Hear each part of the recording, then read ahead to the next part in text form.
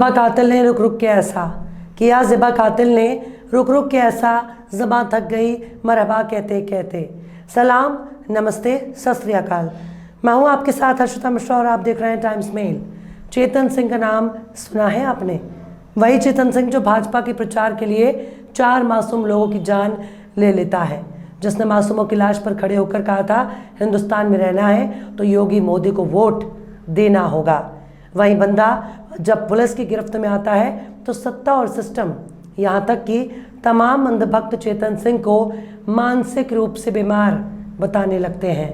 लेकिन एक कत्ल के आरोपी को बचाने के लिए किस कदर सत्ता और सिस्टम बेचैन नजर आ रही है, इसका अंदाज़ा इसी से लगाया जा सकता है। अब उसको ऐसे ऐसे फर्जी डॉक्यूमेंट भी तैयार किए जा रहे हैं जिससे कि साबित किया जा सके कि 4 लोगों को मौत के घाट उतारने वाला हत्यारा आरपीएफ कांस्टेबल दरअसल मानसिक रोगी था। पर अब तो रेलवे भी बहुत ही कंफ्यूज हो गया है। रेलवे भी समझ नहीं पा रहा कि आखिर माजरा क्या है। शुरू में रेलवे के अधिकारियों ने तो यहाँ तक कह दिया कि चेतन सिंह गर्म मिजाज का आदमी है, लेकिन जब सवाल जवाब का सिलसिला शुरू हुआ तब रेलवे के हाथ पांव फूलने लगे। रेलवे उससे पागल कहे तो कैसे कहे।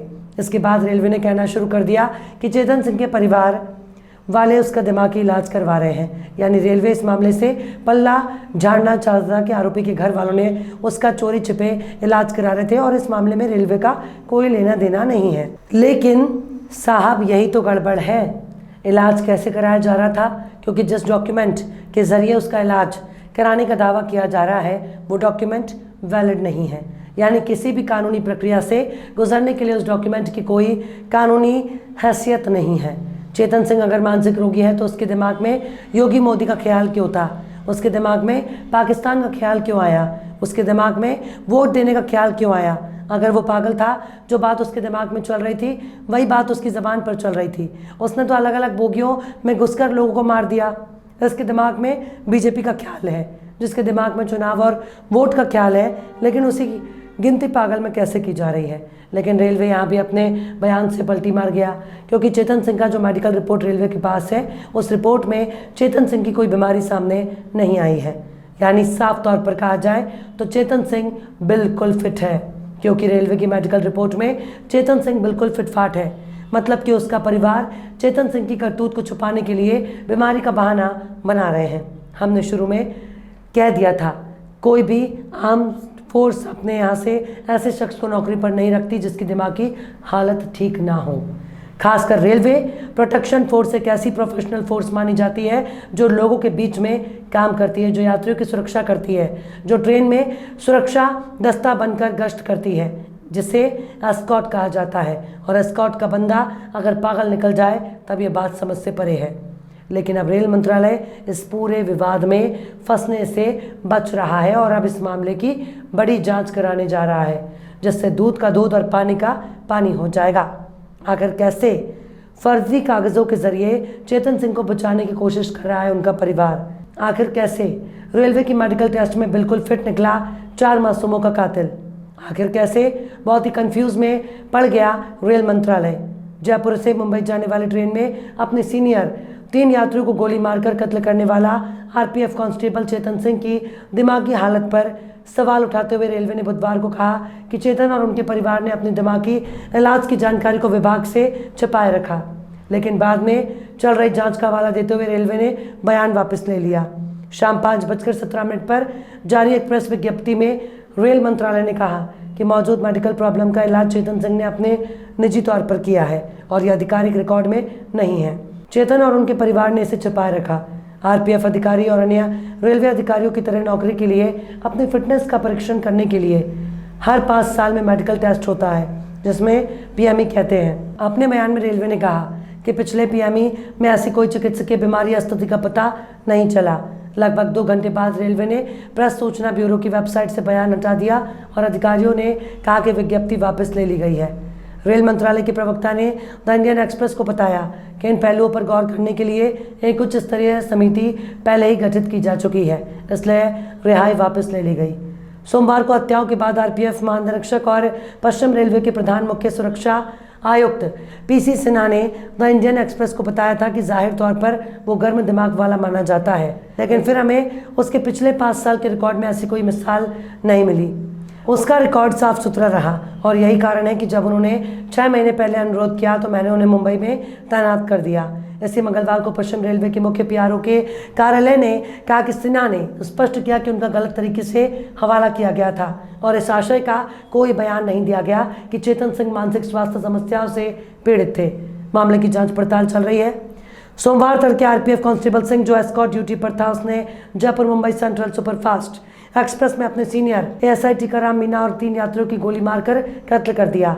यात्रियों की पहचान बिहार के मधुबनी के असगर अब्बास अली, महाराष्ट्र के पालघर में नाला सोपारा से अब्दुल कादर मोहम्मद हुसैन, भानपुर वाला और हैदराबाद के नामपल्ली से सैयद सैफुल्लाह के तौर पर की गई। मंगलवार को सैफुल्लाह के परिवार के सदस्यों और नामपल्ली विधायक जाफर हुसैन मिराज ने प्रत्यक्षदर्शियों के बयान का हवाला देते हुए आरोप लगाया कि हत्या से पहले उनसे उनका नाम पूछा गया था।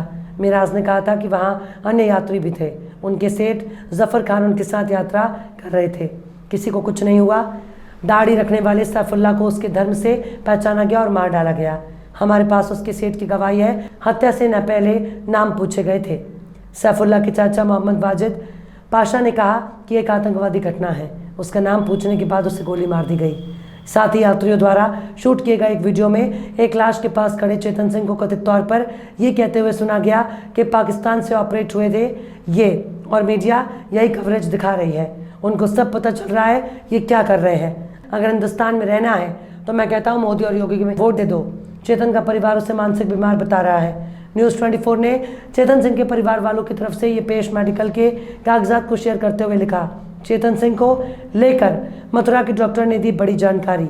चेतन का इलाज चल रहा था। वो मेरे पास इलाज के लिए आया था। उसे सिर में दर्द की शिकायत थी। मैंने दवाई लिखी और बाद में वो नहीं आया। लेकिन सबसे गौर करने वाली बात यह है कि इस दस्तावेज पर साफ तौर से लिखा है कि ये कानूनी उद्देश्य के लिए वैलिड नहीं है। मतलब चेतन सिंह को बचाने के लिए खुले तौर पर फर्जीवाड़ा किया जा रहा है। लेकिन एक बात तो सबसे ज़्यादा गौर किए जाने लायक है, चेतन सिंह अपने पिता की मौत के बाद रेलवे की नौकरी कर रहा था। उसे मृतक आश्रित के तहत नौकरी मिली है। ऐसे में अगर वो दोषी पाया जाता है तो उसकी नौकरी भी जाएगी। लेकिन अभी तक उन मरने वाले यात्रियों के परिवार को नौकरी देने की बात सामने नहीं आई। इन पीड़ित परिवार वालों को चाहिए कि वो पीड़ित के आश्रितों के लिए सरकारी नौकरी की मांग करें।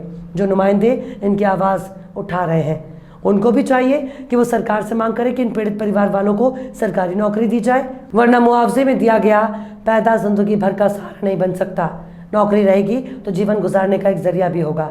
लेकिन रेलवे फिलहाल बहुत ही कंफ्यूज हो चुका है। बहरहाल चलते चलते आखिर में यूसुफ जमाल ने भी क्या खूब फरमाया है, कातिल तो सीना तान के चलते रहे यहाँ, कातिल तो सीना तान के चलते रहे यहाँ, जो बेगुनाह थे उनसे हवालात भर गए। फिलहाल इस वीडियो में बस इतना ही। ये वीडियो आपको कैसा लगा कमेंट बॉक्स में ज़रूर बताइएगा। वीडियो पसंद आए तो लाइक करें। हमारी वीडियो लिंक को फेसबुक, ट्विटर, व्हाट्सएप पर अपने रिश्तेदार, यार, दोस्तों को भी शेयर करें। और बेबाक, निष्पक्ष, स्वतंत्र पत्रकारिता को सपोर्ट करने के लिए आप हमारे चैनल टाइम्स मेल को ज़रूर से सब्सक्राइब करें। और हाँ, बेल आइकन की घंटी वाली बटन को भी आप ज़रूर से दबा दें ताकि आपको हमारे आने वाले नए वीडियो की नोटिफिकेशन फ़ौरन ही मिल जाए। फिर मिलते हैं किसी और वीडियो में एक नई खबर के साथ। हर्षिता मिश्रा को दीजिए इजाज़त। जय हिंद।